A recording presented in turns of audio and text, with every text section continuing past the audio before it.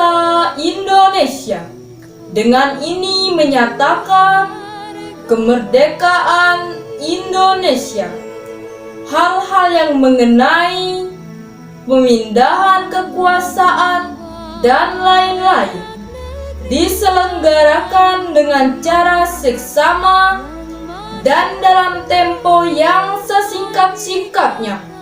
Jakarta, 17 Agustus 1945, atas nama bangsa Indonesia.